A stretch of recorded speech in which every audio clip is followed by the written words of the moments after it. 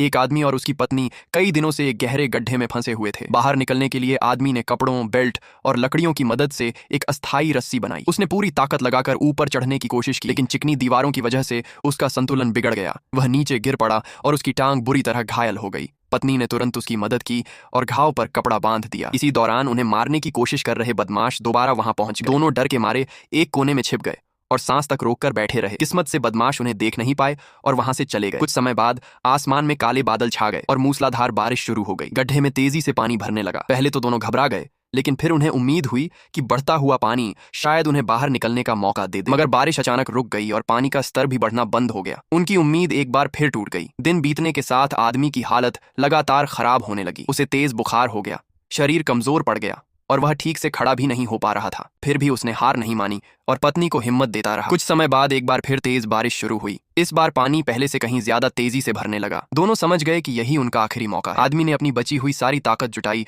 और पत्नी को ऊपर चढ़ाने की कोशिश की। कई बार नाकाम होने के बाद उसने पत्नी से कहा कि वह उसके कंधों पर चढ़ जाए। पत्नी ने ऐसा ही किया। आदमी दर्द और कमजोरी के बावजूद पूरी ताकत से खड़ा रहा। आखिरकार पत्नी गड्ढे के किनारे तक पहुंच गई और किसी तरह बाहर निकलने में सफल हो गई। आजादी मिलने की खुशी उसके चेहरे पर साफ दिखाई दे रही। लेकिन जब उसने पीछे मुड़कर आदमी को देखने की कोशिश की तो वह कहीं नजर नहीं आया। पानी की सतह पर सिर्फ कुछ बुलबुले उठ रहे थे। उसने जोर जोर से उसका नाम पुकारा, लेकिन कोई जवाब नहीं मिला। बीमारी, थकान और लगातार संघर्ष ने आखिरकार आदमी की सारी ताकत छीन ली थी। वह गड्ढे से बाहर निकलने से पहले ही हमेशा के लिए खो गया। पत्नी यह देखकर पूरी तरह टूट गई। उसकी आंखों से आंसू बहने लगे, क्योंकि जिस इंसान ने अपनी जान की परवाह किए बिना उसे बचाया था, वह खुद जिंदगी की इस लड़ाई में हार गया।